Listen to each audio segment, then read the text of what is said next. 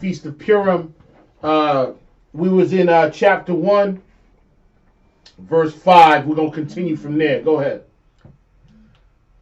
Book of Esther, chapter 1, verse 5.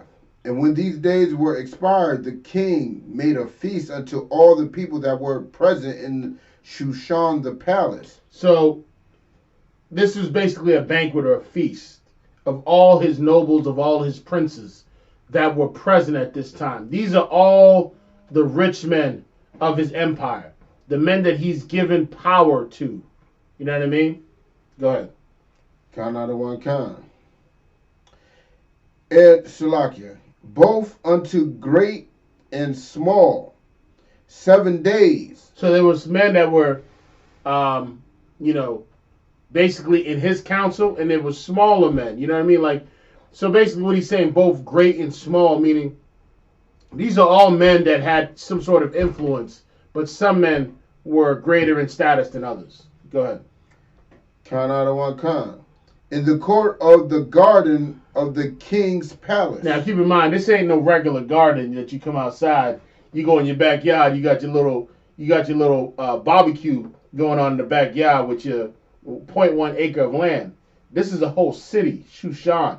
So the garden that you're talking about, it's basically the size of Roxbury. That's how big that garden is. You know what I mean? But go ahead. Where were white, green, and blue hangings fastened with cords of fine linen and purple to silver rings, and pillars of marble. The beds were of gold and silver upon a pavement of red and blue and white and black marble. Listen. This is him once again showing his riches in his glorious kingdom. This man is flexing. That's what he's doing right now. He's flexing right now. You know what I'm saying? He's showing his riches. He's showing his glory. Keep reading. And they gave them drink in vessels of gold. Come on, man. And listen, let me tell you something, right? This is how America's gonna see us. This is how the world's going to see us in about a hot sec. In about a hot sec, the men of the Lord, the men in the Israelite School of Universal Practical Knowledge is going to be dripping. Right? Come. We're going to be dripping. Meaning this. This king right here is displaying his wealth, right? Is displaying his power, right? Keep reading. Count out of one kind. To the court and Salakia. And they gave them drink in vessels of gold, the vessels being diverse one from another, and royal wine in abundance, according to the state of the king. What would this remind you of today? Think of an elite feast or banquet. The state of the Union address. They're not. Think of like red carpetish. You know what I mean? State of the Union is red carpetish. Yeah. Okay. Yeah. You're right. Oh, State of the Union. Yeah. It is. You're right. You're absolutely right. Yeah. You know what I'm saying? Think of something where the rich of not only the heathens, but of Israel as well, which would be the small in the situation, right? And then the rich coming together and flaunting their riches and their glory, right? This is what this would look like. You know what I'm saying? You're talking about fine marble. You're talking about vessels of gold, diverse from one from another. You know what I'm saying? This is different types of gold from different areas of the world, right? Go ahead. Salakia. The marble was so fine. If you ever notice marble only usually has 2 colors in it. Yep. Maybe 3 at the most. You might get white, gray, and black. Go ahead. But to have 4 colors 4 very distinct colors: red, white, blue, and black in your marble. Where is that marble coming from? That is some expensive marble. Very expensive. And it's lavish. You know what I mean? All this lavish. But let's read on. Count out of one kind. And the drinking was according to the law; none did compel. For so the king had appointed to all the officers of his house, that they should do according to every man's pleasure. And these men, they lived it up. You know what I mean? There was no boundaries. You know what I'm saying? They could, exceed their lustful. There was no boundary to their lust. You know what I mean? These men could just drink and be merry and do all manner of lasciviousness, do all manner of sexual deviancy. It was whatever. You know what I'm saying? There was no. It says, and the drinking was according to the law, but none did compel. None followed that. On this 7-day feast, they did what the hell they wanted to do. And no man could tell them that they couldn't do what they wanted to do. You know what I mean? It's just like the rich in America or, wherever you're at. They feel like they can do what the hell they want to do, right? Mm-hmm. And then there's no consequences to that, right?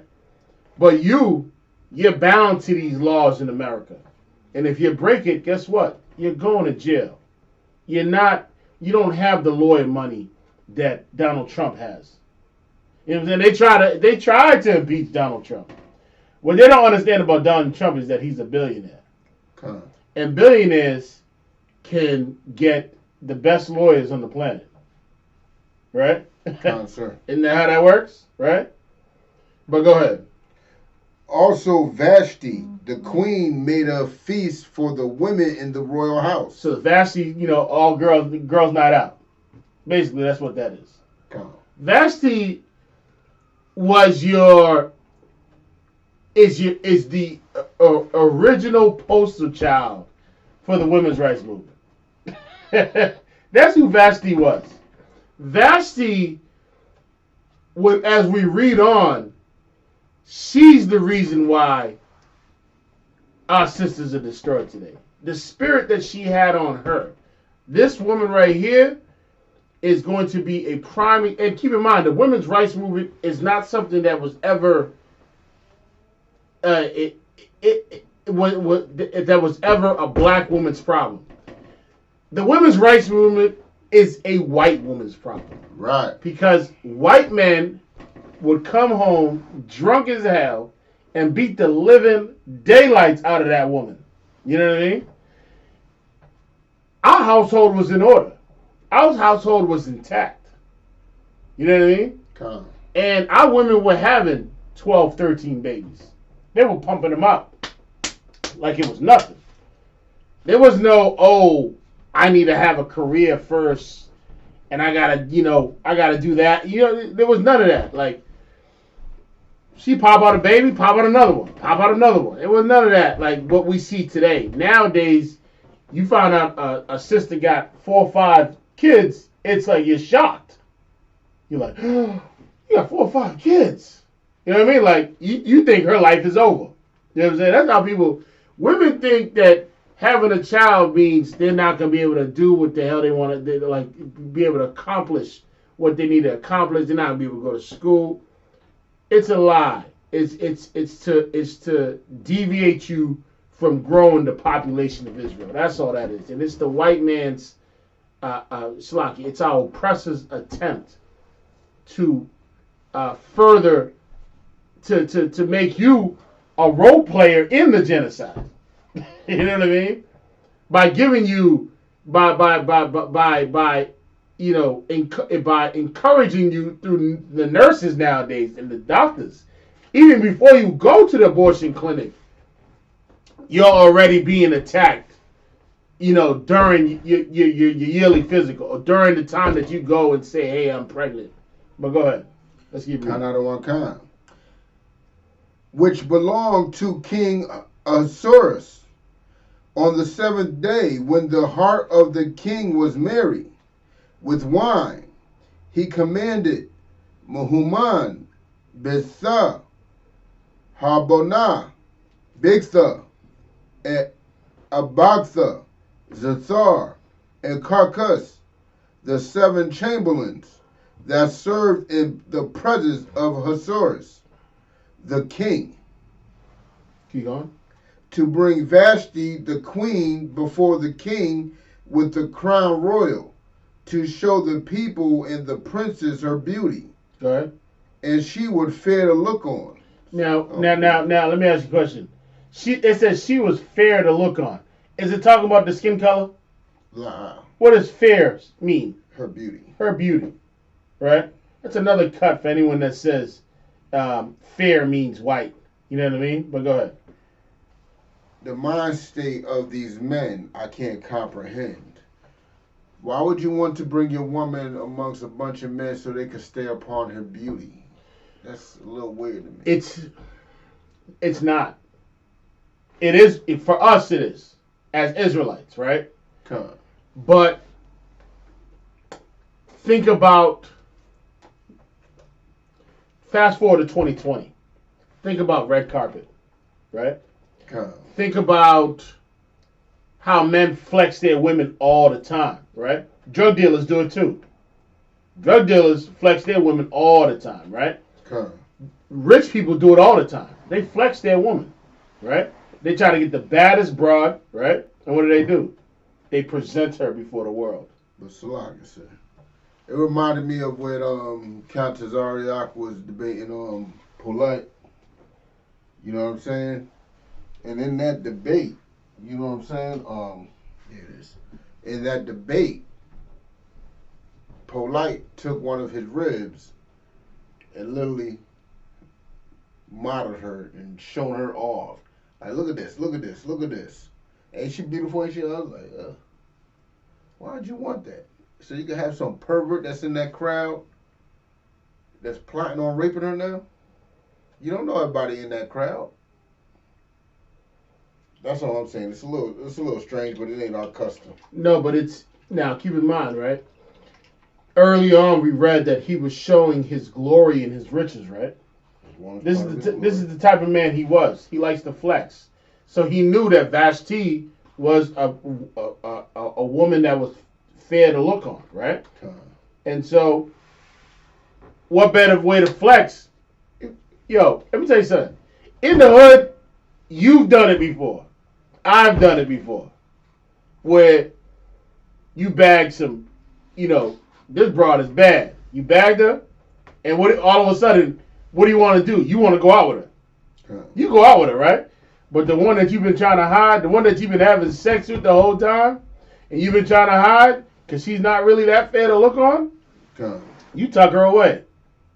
See, women that have such beauty, men put them in put them on display. And the woman that you're like, I'll see you 3 a.m. when everyone's asleep.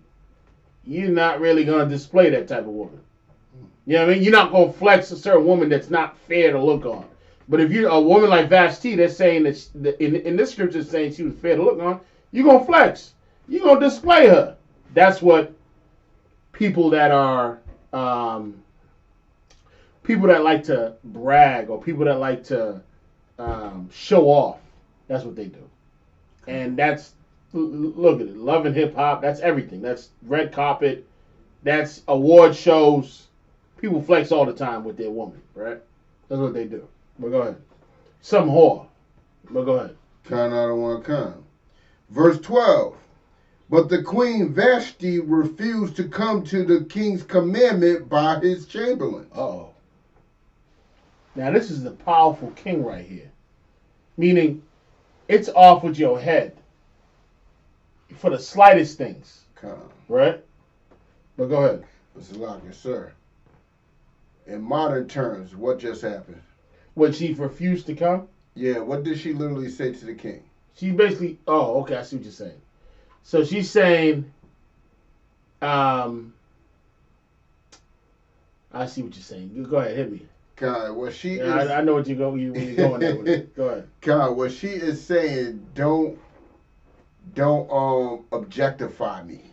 Yeah, exactly. That's what feminists love to say. Don't objectify. No, but there's another term for that. It's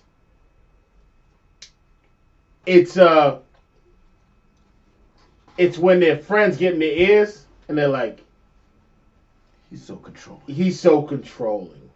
That's what that is. That's what I was trying to figure out. He's so controlling. When your woman starts to act like that, starts to act funny around you, her friends got in her ears and said, "Why is he so controlling?" Right? And it's a good thing to be controlled. That's right. You control that woman like she a child. Yeah, there's safety in that. Yeah, you know what I'm saying. If this is the type of there's certain women that you can't bring outside. There's certain women that just have to stay in the house, and you just can't bring her around anybody. You know what I mean? Vashti's is that type of woman. But go ahead. Count out of one kind. Therefore was the king very wroth, and his anger burned in him. Then the king said to the wise men, which knew the times, for so the king's manner towards all that knew the law and judgment, and the next unto him was Karshena. So the next unto him, go ahead, was Karshena. Shethar. Go ahead. Admatha. So basically, if the king goes, these are the people that are next in line, right? This is his counsel that he deals with. These 7. Go ahead, read it. Admatha, Tarshish, Merez, Marsana, and Salakia. Memucan. Yep. The 7 princes of Persia and Media. Go ahead. Which saw the king's face. So now these are the people that actually sit in the king's table. They're the ones when the king is having a council. These are the 7 men that are around him. When you look throughout history, right? Saddam Hussein was the same way. Saddam Hussein only had a certain number of men around him, right? And the thing about Saddam Hussein was that all the men looked like him. You know what I mean? He made sure all of them look like him because of assassination attempts. You can't have too many in your circle. You know what I'm saying? It's just a wise way. It's just being wise. You know what I mean? To not have too many in your circle. To have certain men that you can entrust that will where it says these men actually seen his face. This is how powerful this man was. You couldn't even see his face. But go ahead. Count out of one kind. Which saw the king's face, and which sat the first in the kingdom. Go ahead. What shall we do unto the queen Vashti according to the law? So Queen Vashti broke the king's law, right? The law catered around the king. See, our law caters around brotherhood, right? Okay. This law catered around the king because around this time they looked at Xerxes as if he was a god. You know what I'm saying? So it's basically like we serve the Most High, right? And we keep the Most High's laws. Well, this was the god of the Persians and the Medes. And they looked at him as a god. So now this power has laws that the whole empire needs to keep. She broke one of those laws. And so his wise men are saying, what should we do with her? Because she broke the law. Now keep in mind, these same men broke the law over here, right? Where it says, and the drinking was made according to the law. So there was a law that pertained to drinking that, I don't know, maybe you couldn't just, you couldn't be the type to drink and fall on the floor, you know what I'm saying, and act like a drunkard. So there were certain laws. This woman broke one of those laws. Go ahead. Because she have not performed the commandment of the king Ahasuerus by the chamberlains. And that's what it was. So the law that she broke is that the king gave her a commandment. She didn't perform the commandment. Right? That's the law that she broke. But go ahead. And Memucan answered before the king and the princes, Vashti the queen have not done wrong to the king only, but also to all the princes and to all the people that are in all the provinces of the king Ahasuerus. So they're basically saying she not only broke the law towards you, but she also dishonored everyone in the kingdom by disobeying you, right? It also affects us as well, right? Just like our laws, right? When one man breaks it, who does it affect? The whole nation. It affects the whole nation. This is a good point. This is how they're looking at Xerxes or Ahasuerus. They're looking at him as a god. And if one man defies the commandments of this power, it affects the whole nation. Go ahead. God. And his woman doing it is inspiring other women to do so. And that's the problem. And that's how it always. This is why when one brother has a problem, all the brothers have a problem. You know why? God. Because that one woman, what do you think she's gonna do? Spread it. She gonna spread that spirit of rebelliousness, right? God. To your rib, right? And to your rib. And she's gonna stop putting the buzz in everyone's ribs' ears. And now when you get home, you wonder why your woman is mad at you.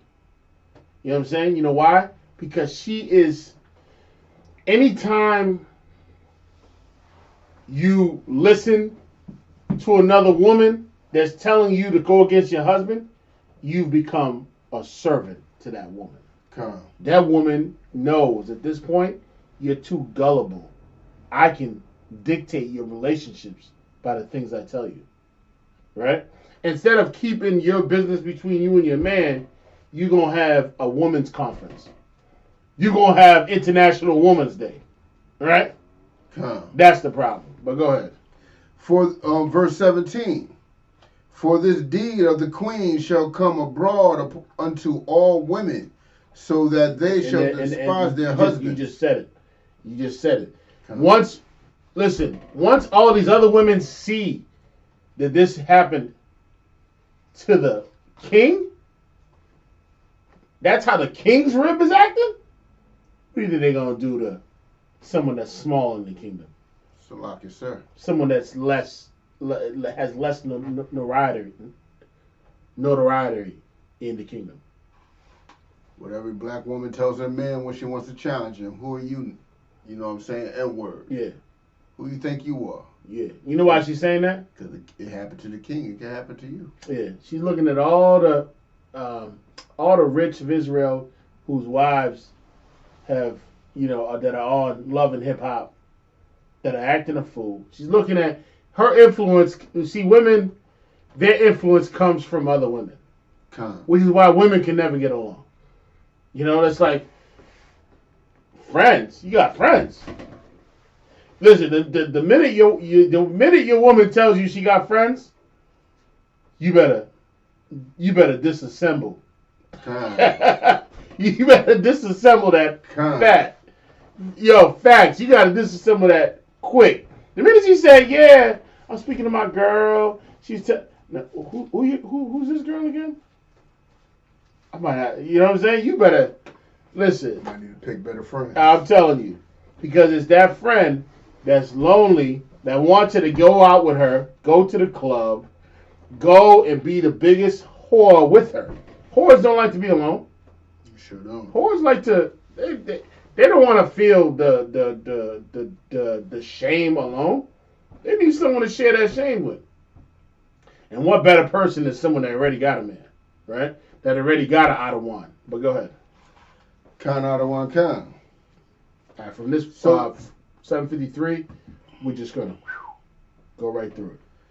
So that they shall despise their husbands in their eyes, when it shall be reported. And this is what the women's rights movement have done.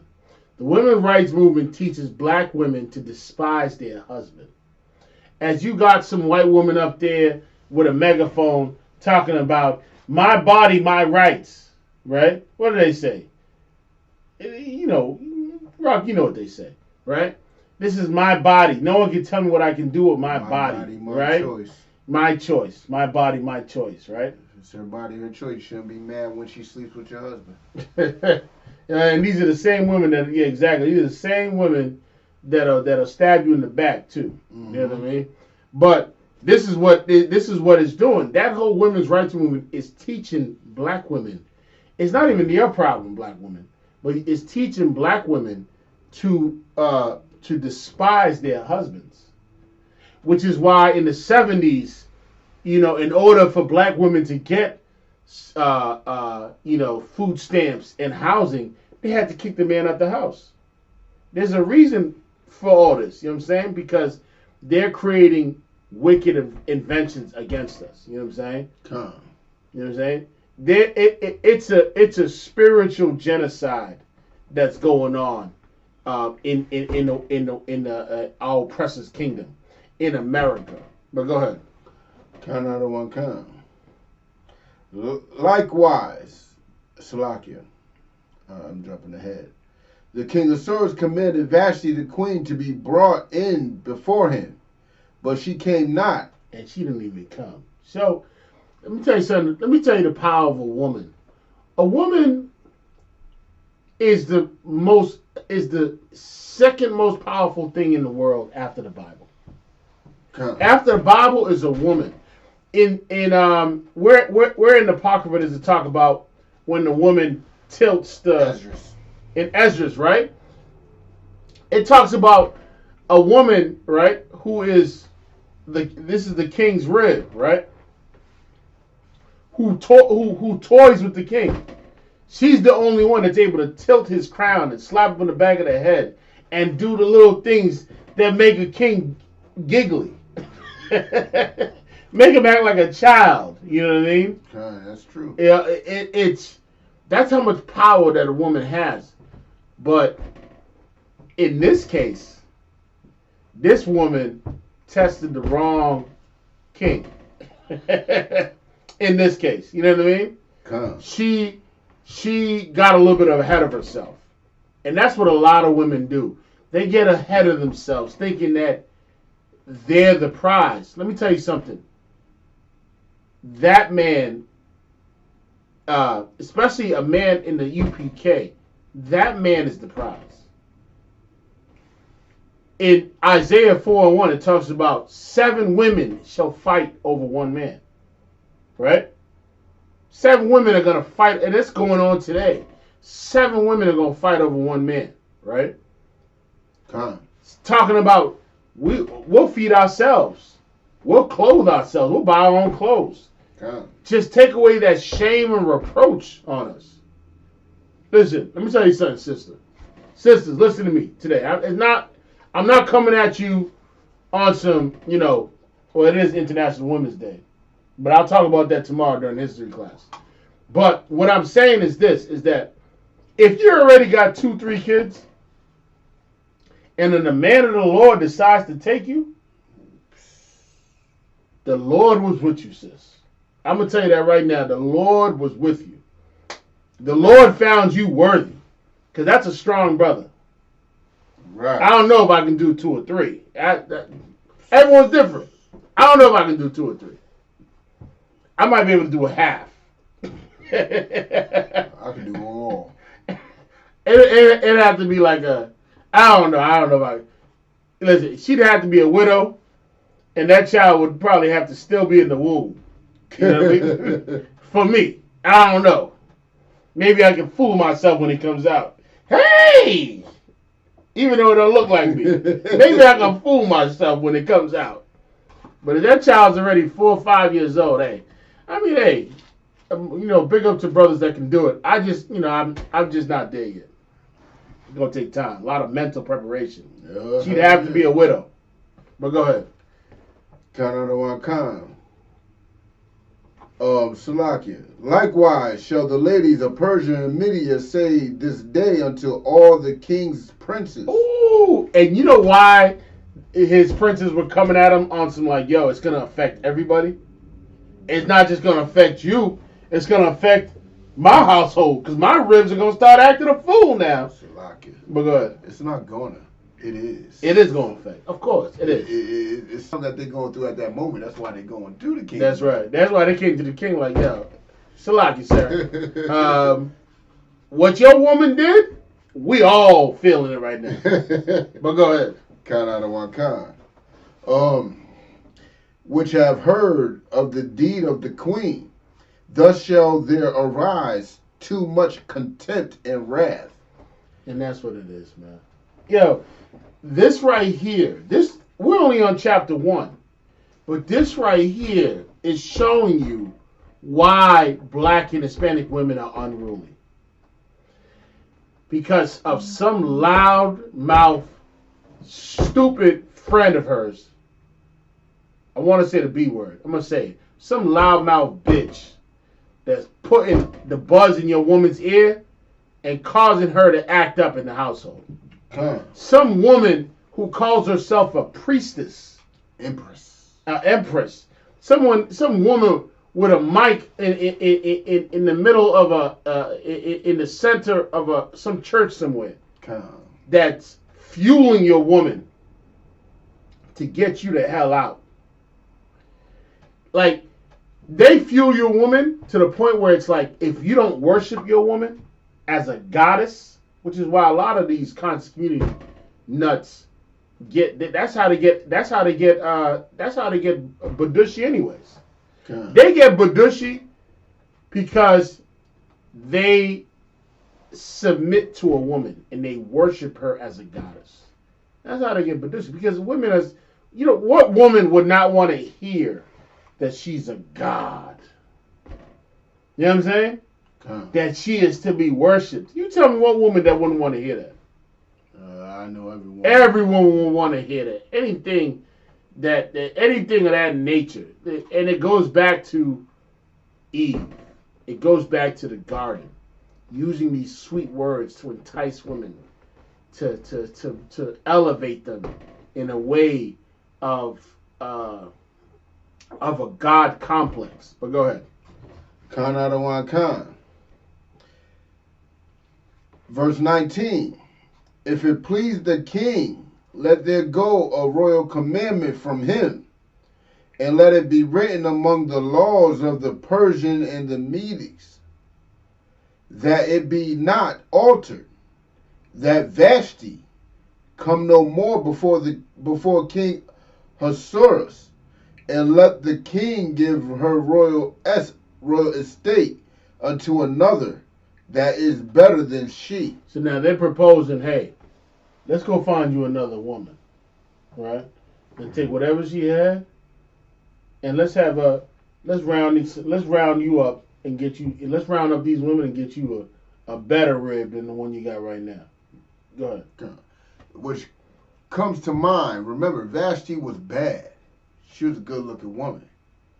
So this better is not a physical thing, because a lot of our sisters think being a quality woman is on their physical appearance. Listen, it had nothing to do with your physical appearance. You're absolutely right. You know what I'm saying? But go ahead. Khan out of one Khan. Salakia. Verse 20. And when the king's decree which he shall make shall be published throughout all his empire, for it is great, all the wives shall give to their husbands honor, both to great and small. And so now they've devised a plan to restore what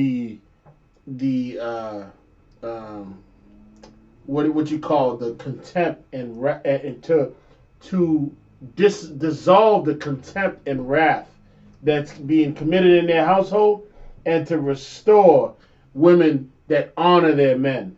To restore. So this was actually affecting the whole kingdom. This is a prime example of how one woman, like a Michelle Obama, or like, you know what I mean? Give me someone that's famous, that is Beyonce. What is it? To the left. Good night. That song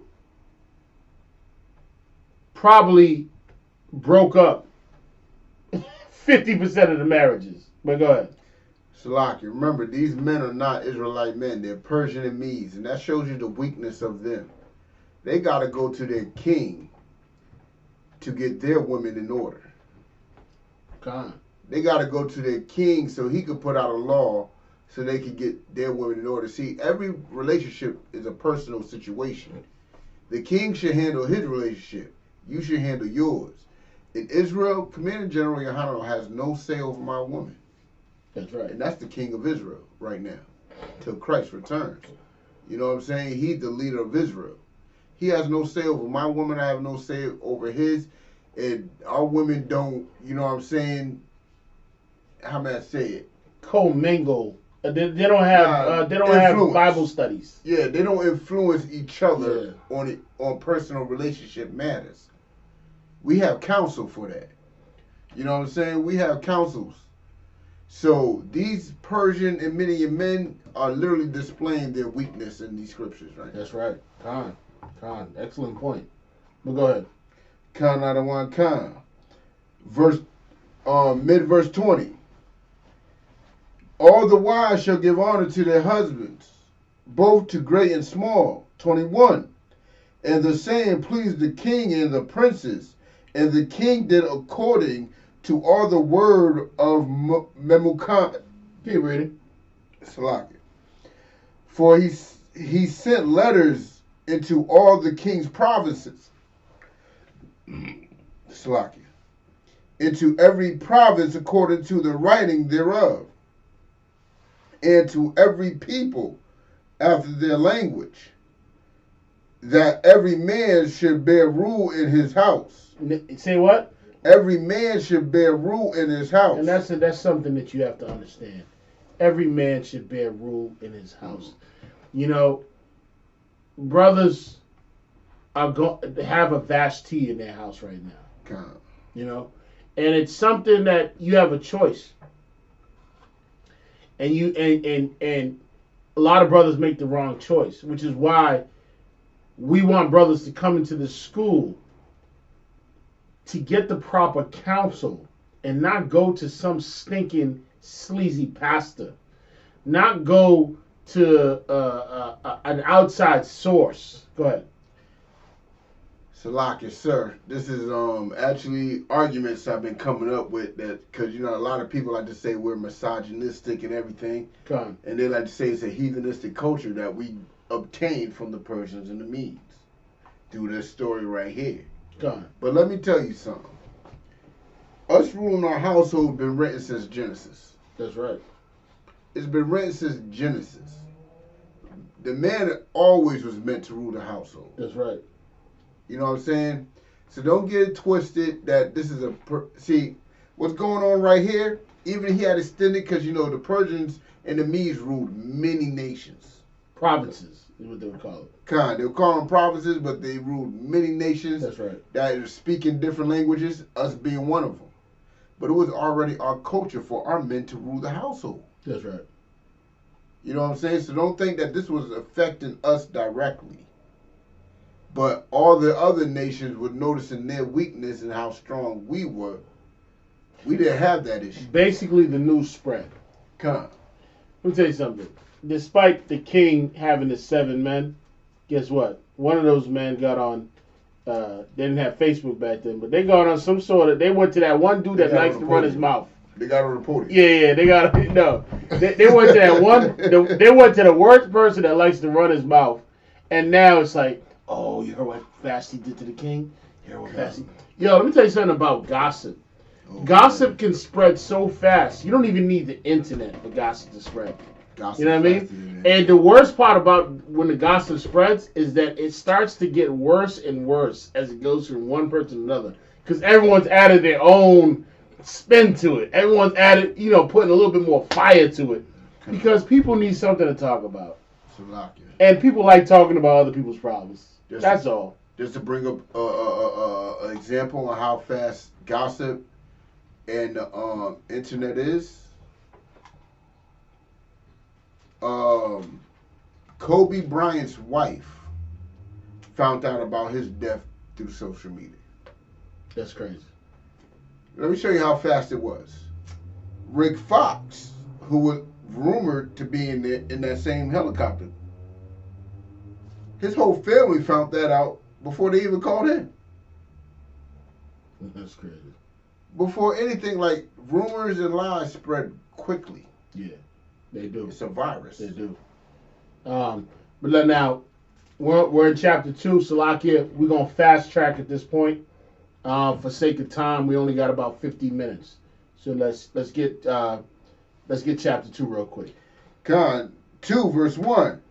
After these things, when the wrath of King Ahasuerus was appeased, he remembered Vashti and what she had done.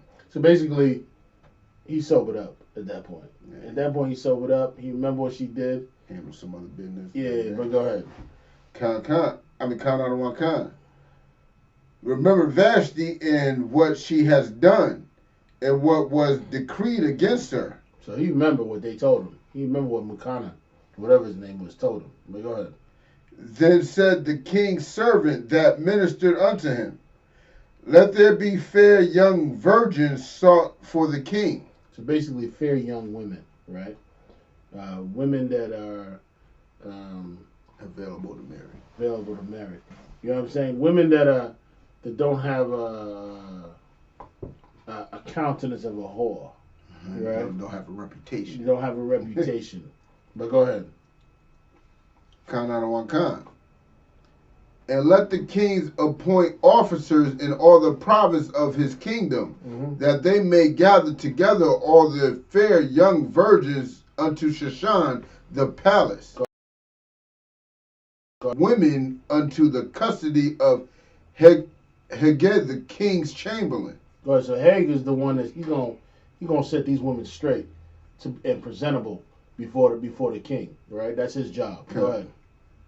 Keeper of the women, and let their things be let their things for purification be given them. Be given them. And we're going to talk about the purification. This is all Israelite custom right here. The purification. You know, a woman, you know, and it is why we have the 1 year rule. You want to give that time for that woman to be purified spiritually, right? This purification is all talking about the cleansing, making sure her body is, you know, everything is just.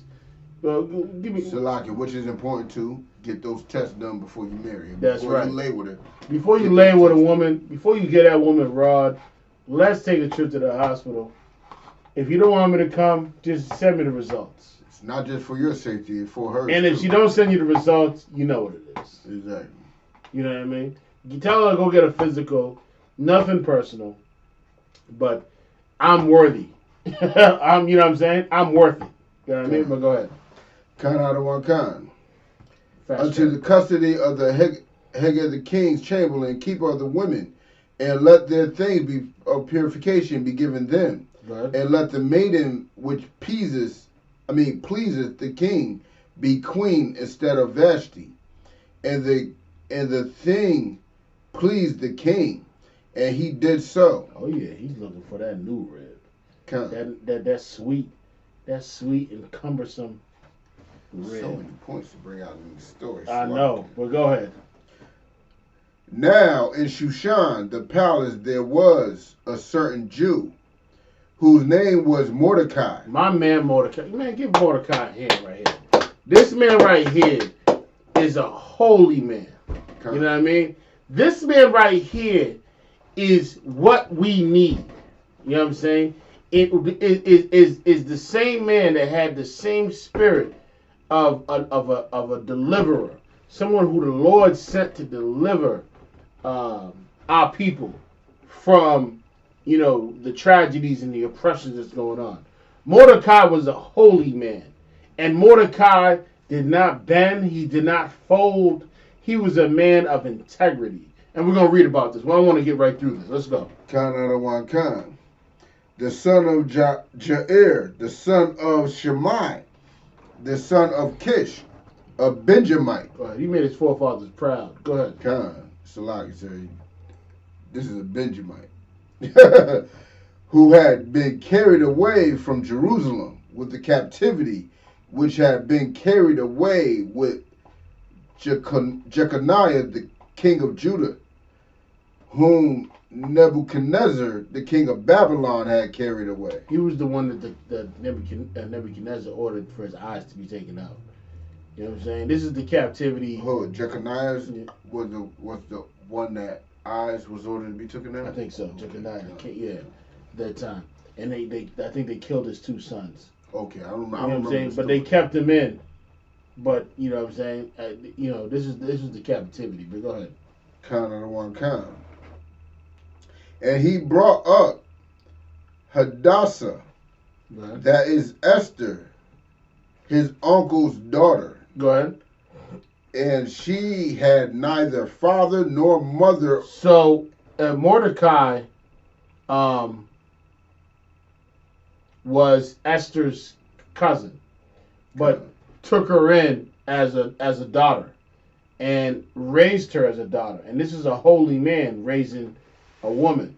And Mordecai was, with the Spirit of the Lord upon him, was able to train Esther a certain way for her to do what she had to do when she was in the position of power to reference and to preserve her people. But go ahead. For she had neither father nor mother, and the maid was fair and beautiful, whom Mordecai, when her father and mother were dead, took for his own daughter. So he stepped up to the plate. He took this little girl as his own daughter. His cousin. Yeah, go ahead. So it came to pass, when the king's commandment and his decree was heard, and when many maidens were gathered together unto Shushan the palace, to the custody of Haggai, that Esther was brought also unto the king's house. Okay, so now we're gonna have to fast track. So we're gonna have to skip through a couple things. Jump to About 17. hold on, Slakia. Jump to verse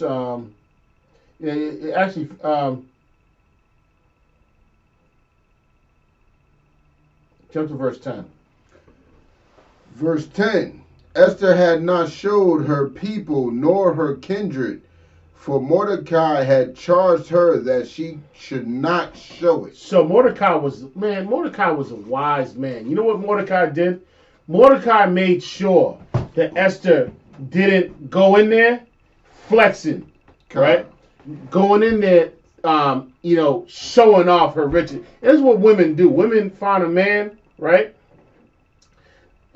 They find a man that is that is wealthy, and what do? All of a sudden, they're Queen of England.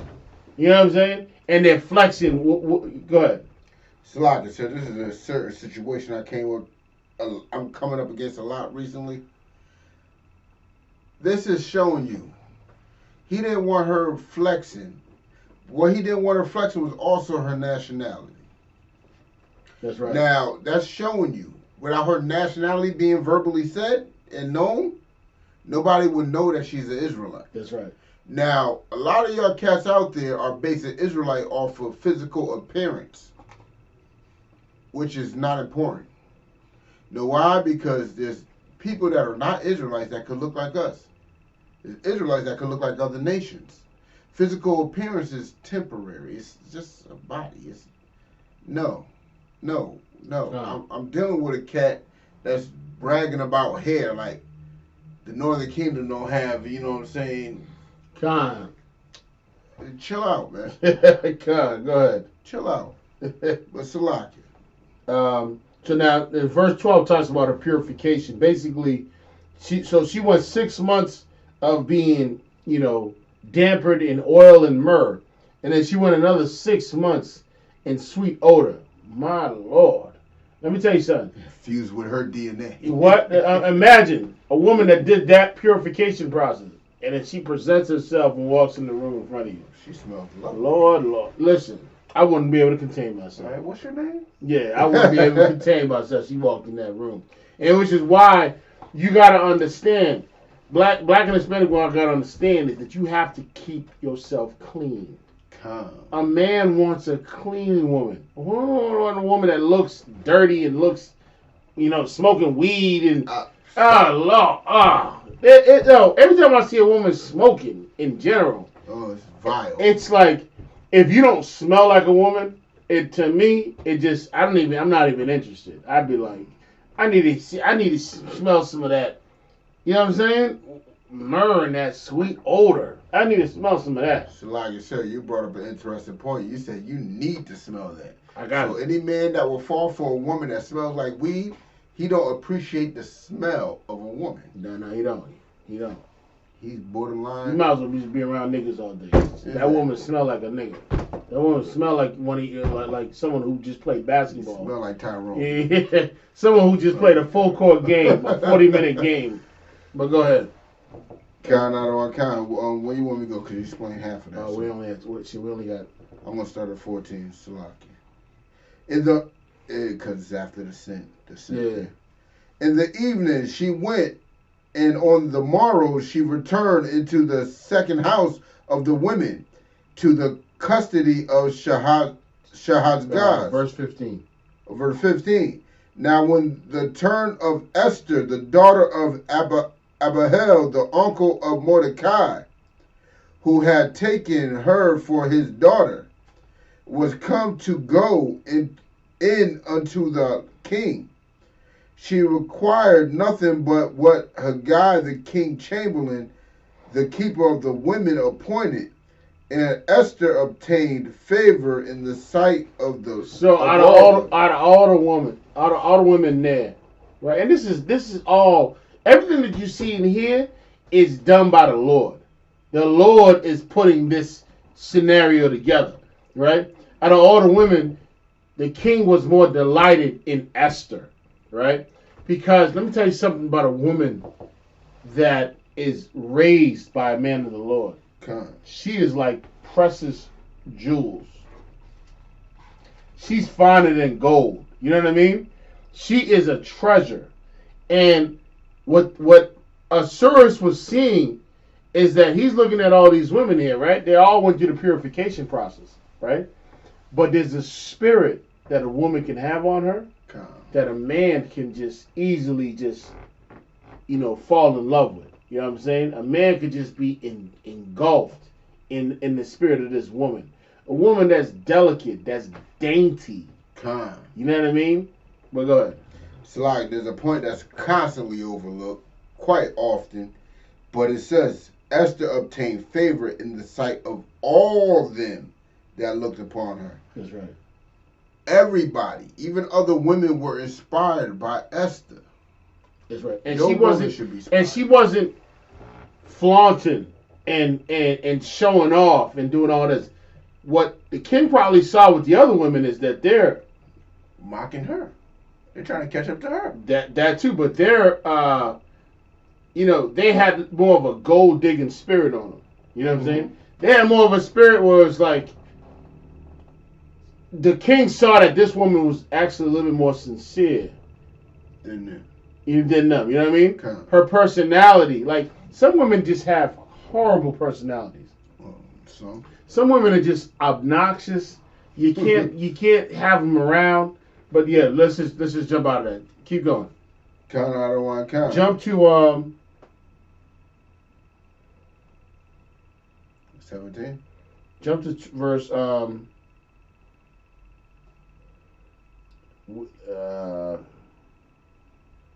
start at verse 22.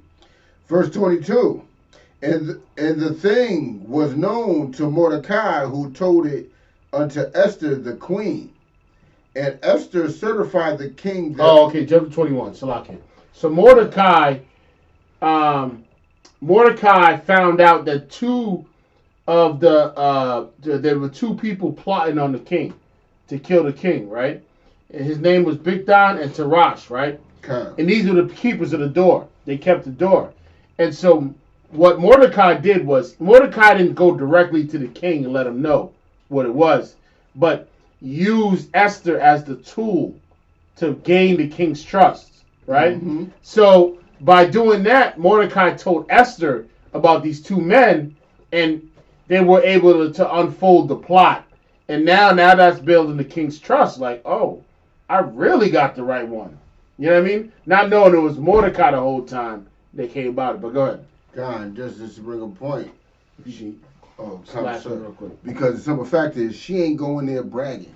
That's right. About her nationality. That's why Mordecai, if they knew her nationality, they would have spoke even more careful around Mordecai. That's right. Verse 23. Verse 23. Salaki, sir. No sweat. And when inquisitions was made, you know what I'm saying? When of the matter, it was found out there, Salaki, it was found out there before there were both hanged on a tree, and it was written in the book of the chronicle before the king. Khan. So now these two men that were plotting were hanged on a tree. Now we're gonna get into Haman, and we're gonna get to the Agagite, right? Go ahead. Who was a descendant of Agag? But go ahead. After these things did King Ahasuerus promote Haman, the son of Hammedatha, the Agagite. Who were the Agagites, right? The king, Agag was a king, was a heathen king from the Amalekite tribe, right?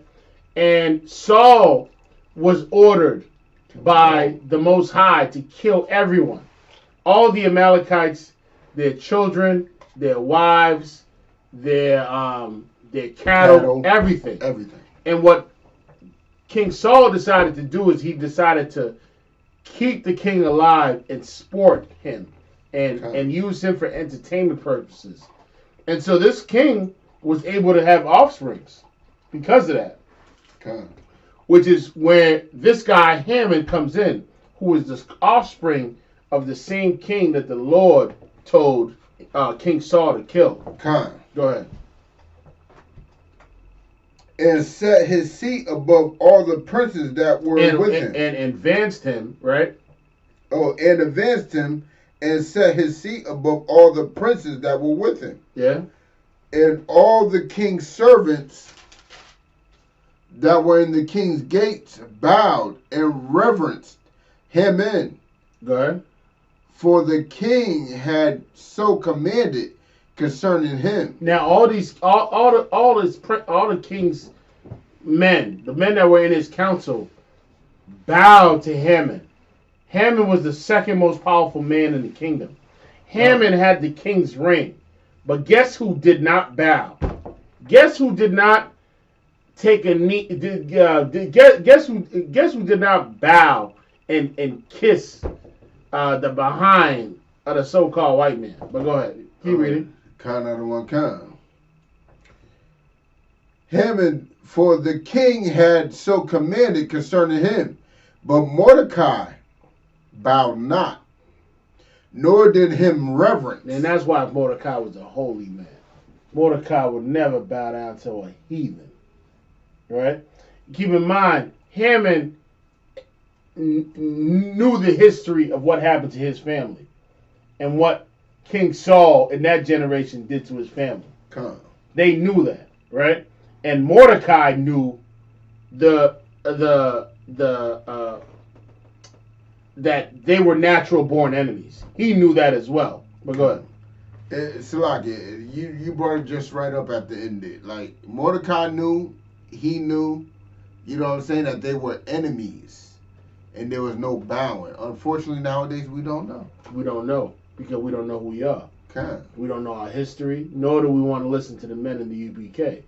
And that's the problem. Okay. Because this is the only place you're going to find this out. The only place you're going to get this knowledge is through us. Okay. You can search far and wide. Read all the books in the world. All of them. You'll never come to the understanding unless you come to the men in the UPK. But go ahead. Okay. Then the king's servants which were in the king's gates said unto Mordecai, why transgressest thou the king's commandment? Now the king, his servants are like, whoa, bro, you bugging out. Like the king gave an order, and you over here. You know what happened when the king gives an order, right? So they just basically let him know like that wasn't a wise move. But go ahead. Count out of one kind. Now it came to pass. Oh, Slakia, verse 4. Now it came to pass when they spake daily unto him, and he hearkened not unto them, that they told Haman to see whether Mordecai's matter would stand, for he had told them that he was a Jew. Okay, so now, for he had told him that he was a Jew, so Mordecai knows. Haman knows that Mordecai is a Jew, and he knows what the Jews, the real Jews, did to the Khazarians. But go ahead. And when Haman saw that Mordecai bowed not, nor did him reverence, then was Haman full of wrath. Now, this point is very important. You know why it's so important? Because our so-called oppressor, the European man, I don't know, I'm still trying to figure out a word. Enemy. Our enemy. My favorite word. Our European enemy, right? It's bad enough that they put us in slavery, right? It's bad enough that they've committed so much heinous crimes and acts towards black and Hispanic people. But as they're doing this, they expect you to pick cotton and still love them. And when you don't love your so-called oppressor, he gets angered. Because it's like, you should be content with picking cotton. You should be content with serving us. But at the same time, the contingency to that is that you have to love us at the same time. And if you don't love us, hence police brutality. Hence, but go ahead. No, you saying everything. No, but go ahead. This is the point I want to bring up real quick. Salakia, sir. I'm getting too excited. Salakia, go ahead. Cross the Line Radio. Edomite calls the show and shows you their full mind state. They really think they're doing you a favor, and it's an act of kindness for them to brutalize you. They think it's an act of kindness for them to colonize you. They think it's an act of kindness for them to tear you away from your families and everything else. They think it's an act of kindness for them to strip you of your name and give you their own. They think that's an act of kindness. Hey, may I say this? You know why? You know why I think this is a 2-day thing, celebration. You know why we need 2 days? Because these 9 chapters is not enough. It's not enough. Like, you can barely go through 3 chapters without looking into your own life and saying, this is my life. This is me in America. This is my ancestors. Don't forget the precepts. Oh, yo. That's 9 chapters in about at least 20 minutes. 9 chapters. It should be a 2-week celebration. Because you really get, like, every verse, it's like, it's just hitting home. It's like, this is a reminder. Every single one is a reminder of how our enemy is using our women to destroy us, right? How our enemy expects our love despite the oppression that he's putting on top of us. It's crazy, but go ahead. We only got about a half hour. Verse 6, and he thought scorn to lay hands on Mordecai alone, for they had shown him the people of Mordecai, wherefore Haman sought to destroy all the Jews. And this is the genocide that we're talking about. See, America has been committing genocide against so-called blacks and Hispanics since the inception of the American Constitution. Since the inception of, when the Quakers first arrived in Plymouth Rock, you know what I'm saying? They've been trying to commit genocide towards us since then. You know what I mean? Go ahead. You got something to say? Who are the descendants of Haman? You talking about the Amalekites? Those who have those white and blue flags that everybody wanted to sympathize and show sympathy to, for their little 6 million that was, if they existed, was killed. That's still up for debate. Yeah. So that's who the descendants of Haman is. Those so-called Jewish people who to this day are oppressing us. to this day who are abusing us. Not too long ago, that brother that I showed a video where a brother was getting beat down by some police. Guess what? They weren't New York police. I mean, they were New York police, but they were Amalekites. That was in a certain area of Brooklyn. You're right. That was in a certain area of Brooklyn where there's a certain group of Amalekite police that protect a certain area of Brooklyn. You know what I'm saying? They hate us. They hate us. Since the womb.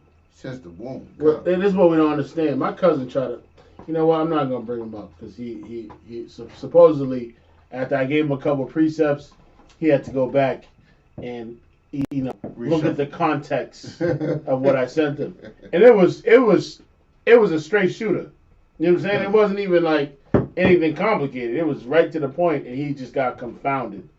I'm going to call you out, cuz. All right? Holler at me. But go ahead. That were throughout the whole kingdom of Ahasuerus, even the people of Mordecai. And this is what they've been trying to do, man. Same thing that find and kill. Same thing that the Pharaoh was trying to do when he was trying to commit genocide against our soldiers, our sons, because your son is my son. Let me tell you something. Let me tell you why that phrase is important. Your son is my son. When I see your son out and you're not around and your son's in trouble, guess who's going to lose his life? I'm going to lose my life for your children. And that's how we got to think. We got to understand. We got to understand that there's a sacrifice that needs to be made. And it's selfish. It's being unselfish is the only way you can preserve a nation. If everyone's thinking about themselves, guess what? The enemy can come in and pick us apart. But once we start to consider each other, well, the enemy's going to have a tough time penetrating. Because there's too much brotherhood going around. You right? Go ahead. Let's keep reading. We're not even going to make it, but go ahead. In the first month that is, verse 7. In the first month that is the month Nisan, in the 12th year of King Ahasuerus, they cast Pur. Now, Pur, this is where Purim comes from, right? Pur means what? Purification. Lots. Oh, lots? That's what it means. Okay. They cast Purs, dices. Oh. Where my gold dices at? Right here. I got 2 dices here. Oh. That's what they did, right? So Haman, right? And since he was that guy in the kingdom. He was the one that had the king's ring. So basically, they're casting dices on what they're going to do with the Jews. You know what I'm saying? But go ahead. So they literally stealing our custom to judge us. Huh? They're literally stealing our custom to judge us. From the purification to our laws, these heathens got it from us. These heathens didn't have laws until Adam. The law came from Adam. And that's where the heathens picked it up from. But go ahead. Man, it's like it, son. Goddamn. Verse 8. And Haman said unto King Ahasuerus, there is a certain people scattered abroad and dispersed among the people. Gathered abroad. This is what Pence is screaming in Donald Trump's ears. You know what I'm saying? This was what Biden was screaming in Obama's ears. Who was the vice president of Bush? Some old dude that was shining. Some old dude there, right? The vice president of Clinton. This is what they scream in their ears to create devices, wicked inventions against the children of Israel. The problem is that they did it to the wrong people. And this is what Purim's about. Purim is about the Lord delivering us from our enemies. The Passover is about what? We're celebrating the fact the Lord has delivered us from our enemies and has destroyed our enemies. This is what all these are about. Now, if you go to the Christian church, they don't even know what Purim is. They're preparing to dress in pink and violet, all types and chase. What is it? Bunnies don't even lay eggs, do they? Salaki, sir. They also adding unicorns and rainbows. Oh, come on. Rainbow Coalition. But go ahead. Let's keep reading. We're not going to make it. But Salaki, we're not going to make the 9, but verse Salaki. Middle of verse 8. And their laws are diverse from all people. Now, what excuse did he use? How was he able to convince the king to set this decree? He convinced them by saying that they're following a law outside of your own. That's it. And that's how he was able to do it. See, our so-called oppressor is very cunning. He's very smooth with his words. His words drip like oil. Okay. Right? He's able to what? What was he able to do to Eve? Talk to him. But what is the word? Deceive. He's able to deceive. The art of deception is his mastery. Come. Go ahead. Salakia. Haman is that deceptive nation. Xerxes is not. So he's able to deceive Xerxes. That's right. But Salakia. Therefore, it is not for the king's profit to suffer them. Now, keep in mind, Haman, right, reminds me of who? Think about King Saul. Who did he have under his command? I forgot the brother. What's his name? Forgot the brother's name, but I know you're talking. Yeah. Same thing. He had an Edomite under his belt. Yeah, he did. And what did the Edomite do? He killed 70 of the priests of the Lord who helped David. Right? That's what they do. They ain't got no. Listen, you want to destroy something? Hire an Edomite. That's all. He'll level the whole place up. And that's what he does. That's his specialty. But go ahead. If it please the king, let it be written that they may be destroyed. Go ahead. And I will pay 10,000 talents of silver to the hands of those that have the charge of the business to bring it into the king's treasury. Let me tell you something. What you don't understand is that the heathens that you're in the midst of, they're willing to pay for your destruction. They're willing to pay America to increase the laws to make sure that more black people get locked up. More black people are subjected, you know what I'm saying, through the court system. They're willing to increase the bounty on your head. And you want to go listen to some slick-haired homosexual pastor that tells you that you should love your enemies. When they're misconstruing the scriptures when it talks about loving your enemies. Let me ask you a question, right? Are there black people that you consider your enemy? I bet there is. I bet there is, Hispanic people that you consider your enemy. Well, the Lord says, you know what? That brother right there, you love him before you come to me. That's what the Lord's saying. But if it's outside your nation, what did David say? I hate those that hate. David said, I hate those that hate thee. This ain't a personal thing. I didn't wake up one day and say, I hate our oppressor. I didn't wake up one day and do that. That didn't just come out the blue. But because I put on the Spirit of the Lord, I start to think like the Lord. I start to navigate the way the Lord needs me to navigate. I start to put things in his perspective and instead of my own. If it's my own perspective, I'm going to love my enemy. But go ahead. Salaki, and here's an important lesson to learn from this story. Even though we won't be able to get through it all tonight, but here's a very important lesson to learn. What if King Saul actually followed the Lord's orders?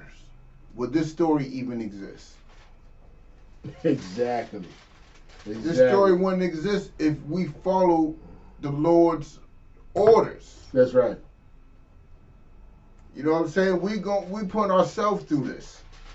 If King Saul followed the Lord's order to kill all those Amalekites, Haman wouldn't exist, and Haman wouldn't be around to try to order the genocide of all black, Hispanic, and Native people. That's what you got to remember. That's right. That's right. That's a lot, sir. Let's jump out of here. We only got a little bit of time. Let's jump to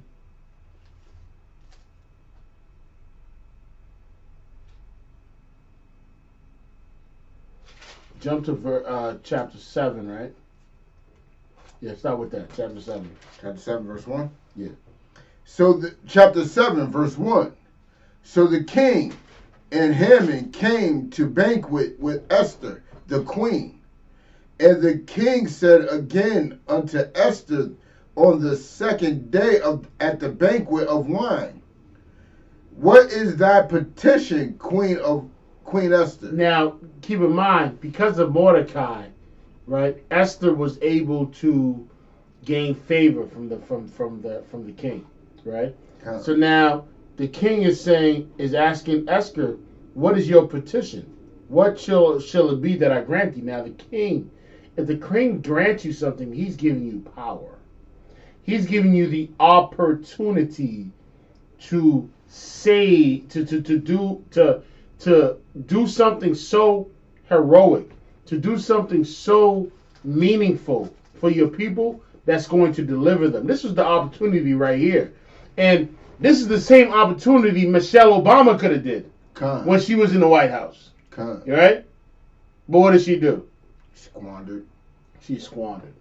She just agreed with everything that heathen said. Right? Everything that went along with the program, right? Esther is given the opportunity at this time to do something that's going to be remembered forever. Thousands of years later, which is why we're doing this thousands of years later. Right? Go ahead. Any more? I said that's it. But let's go. Keep going. I'm so sloppy. What is thy petition, Queen Esther? And it shall be granted thee. And what is thy request? And it shall be performed. Go ahead. Even to the half of the kingdom. Even to the half of the kingdom. That's how much power the king gave her at this time. Go ahead.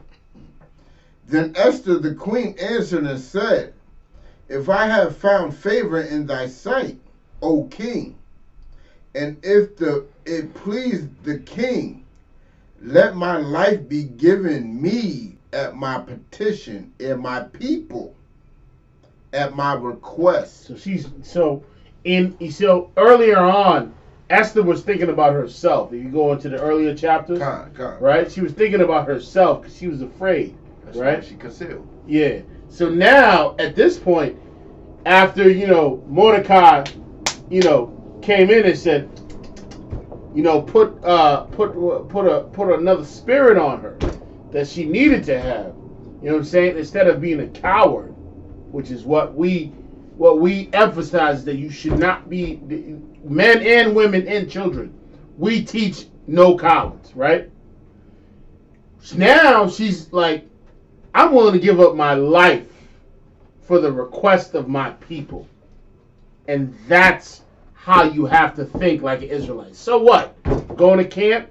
Oh, this place seems kind of dangerous. Yeah, and going to camp.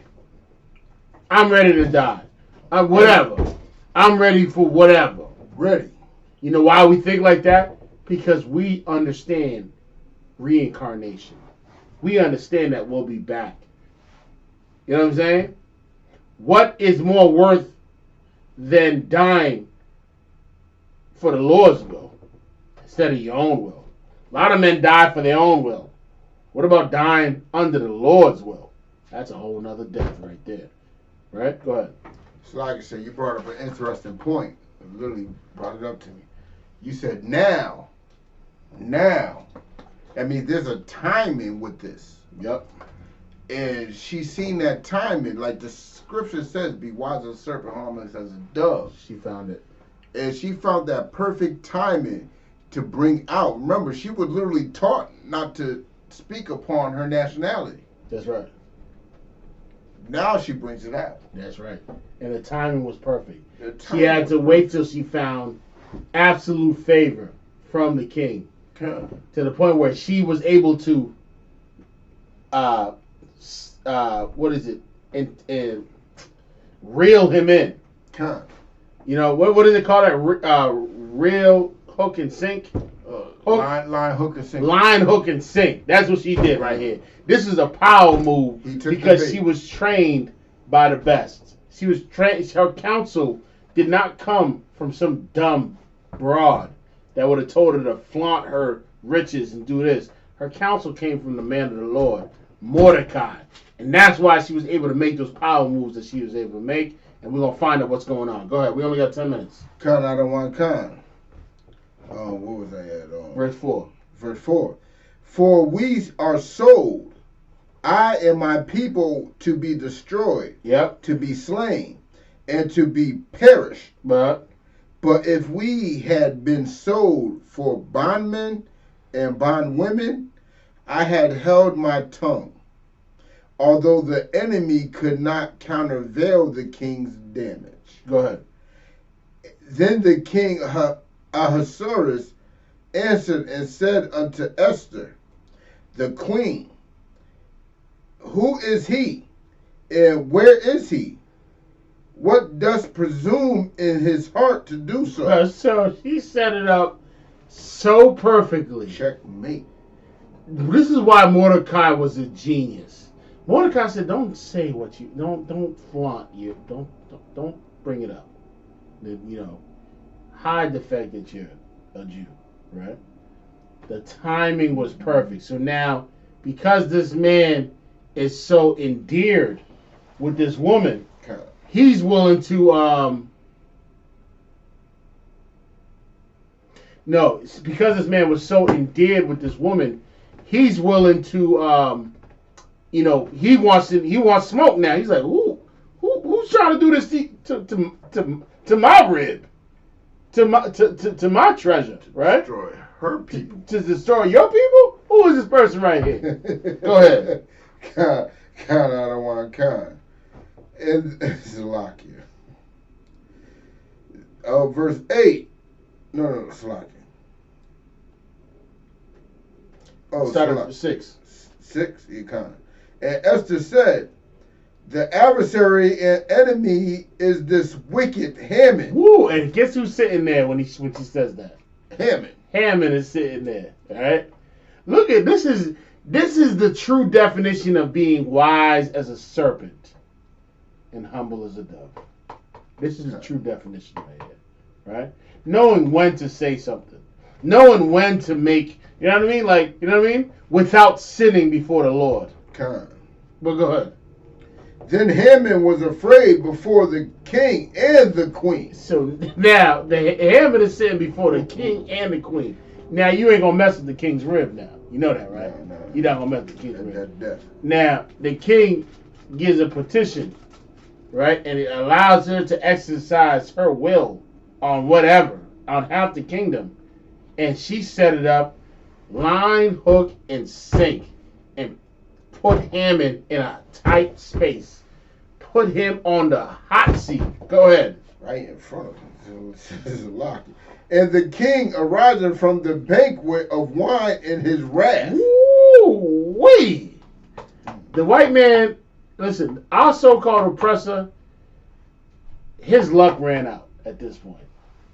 Not that we believe in luck, but his time of conceit, his time of deception, and the white man, our so-called oppressor, he'll do whatever it takes to get into a position of power, right? And that's what Haman did. Haman was able to entice the king to get into a position of power to destroy his enemies. And to eventually what? Rule the whole world. And that's what he does best. Go ahead. And Haman stood up to make requests for his life to Esther the queen. Oh, Lord. Go ahead. For he saw that there was evil determined against him by the king. The king was in his full wrath, and he was ready to let it all loose on Haman. Go ahead. Salakia. Gotta bring up this point real quick. Even though, I gotta bring up the law real quick. Esther, who got involved in this interracial relationship, but it was built and it was determined from the Most High because it saved our people. That's right. You know what I'm saying? Now, this what's going on right here with Hammond was purely of the Lord. That was because that was you got it. That was the king's right hand man. That was the vice president. That's right. That was Pence. That was Pence. Yeah. And I doubt Trump would take.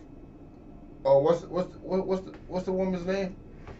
Melania, Ivana, I don't know. Whatever her name is, I doubt he would take her word over Pence's. I doubt that too.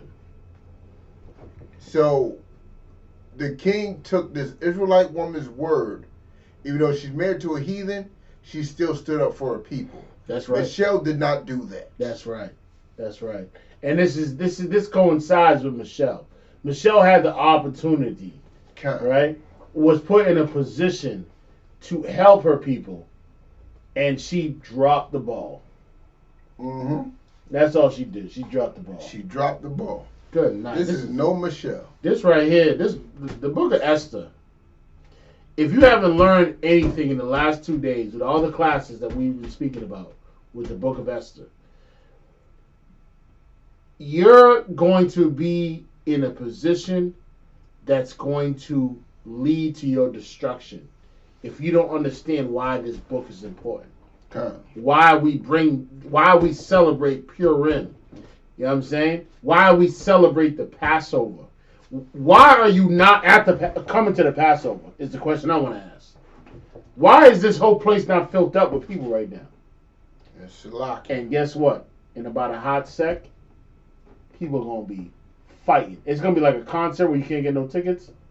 Tickets ran out. And you're trying to fight through the door, trying to get in there. It's going to be like that with the Israelite School Universe practicing. It's going to get to that point in about a hot sec. You might not see it now. But this reiterance of this story right here is what's going on in America today. And we're going to... Commander General Yohana, when you say Donald Trump, and you say... Everyone turns back and they look, right? Mm-hmm. When you say Commander General Yohana, everyone's going to turn back and look and say, oh, we know who that is. He's that dude. But go ahead. And what else you need to pick up from this story?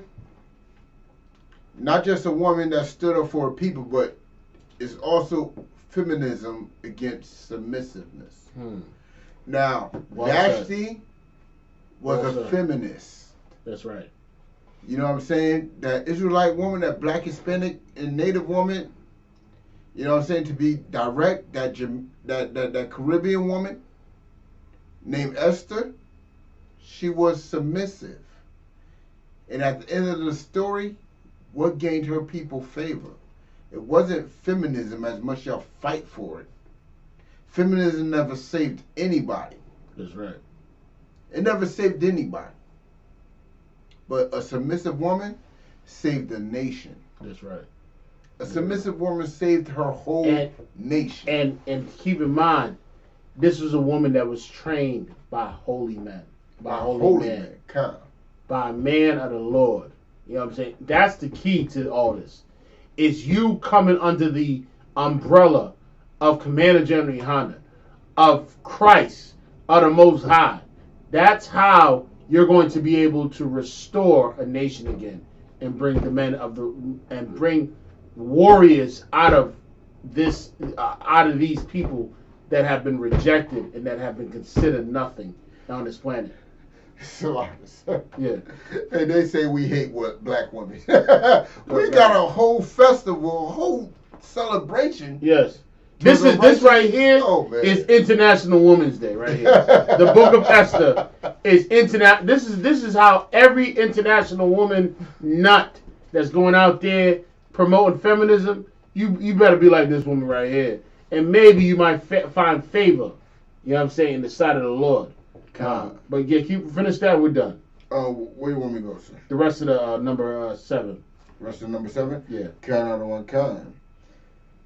And Haman stood up to request for his life to Esther the queen. And he saw that there was evil determined against him by the king. Good. Then the king returned out of the palace garden into the place of banquet of wine. And Haman... Where you at right now? Verse 8. Yeah, 7 and 8. Like And Haman was fallen upon the bed whereon Esther was. Then said the king, will he force the queen also before me in the house? That's what happened. That's how afraid he was. He damn near had a heart attack. He fell out. You know what I'm saying?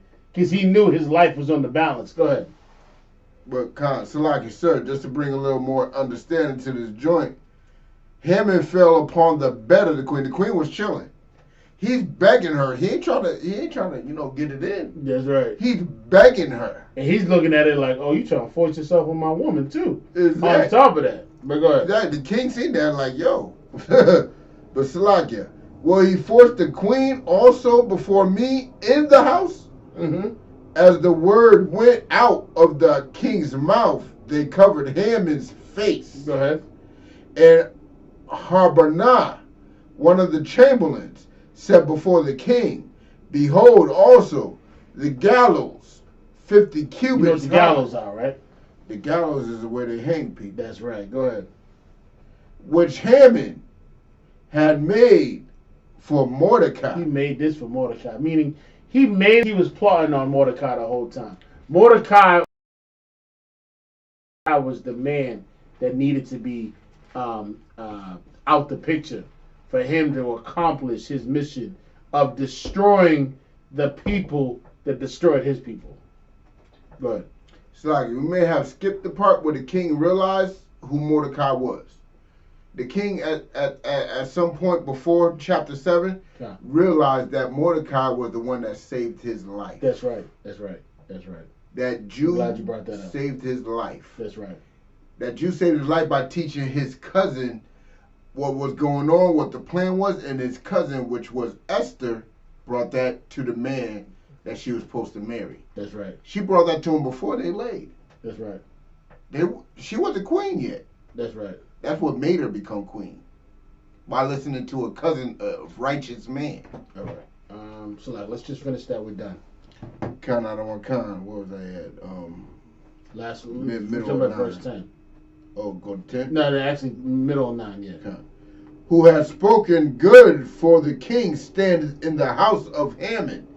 Then the king said, hang him thereon. So the same gallows that Haman built for Mordecai is the same thing that he got hanged on from the commandment of the king. Last one, verse 10. So they hanged Haman on the gallows that had been prepared for Mordecai. Then was the king's wrath pacified. Okay. So, why is Purim important? Purim is important because the Lord, time after time, has delivered us from our oppressor. And the reason why Purim is important is because the same way he delivered us during the acts of Haman and what he was trying to do in committing genocide towards the Lord's chosen people is the same way the Lord is going to deliver us against our so-called oppressors in America. You know what I'm saying? This is a celebration of deliverance from the Most High, from our enemies. Right. This is the celebration of the Most High destroying our enemies. You know what I'm saying? And it's so right in the spirit to celebrate the fall of your enemy, which is why the Passover that's coming up, April 9th, is something to be celebrated. The Purim is something to be celebrated. And with that, because we don't have any time, any other quick announcements? If you want to be a trooper in the school, get in all black, you know what I'm saying, hit us up. We'll put you in the right direction of the man that leads this school in Boston. Get in all black, black shirt, black pants, black headpiece, and we have the slaughter of the lambs coming next week, where we prepare the lamb for the Passover. I'm trying to get my hands with some blood on it. I'm trying to put some blood on my hands. You know what I'm saying? And with that, that's all I had to say, sir. All right. With that, shalom. Shalom. All right. How you close that? How you close? I gotta learn this.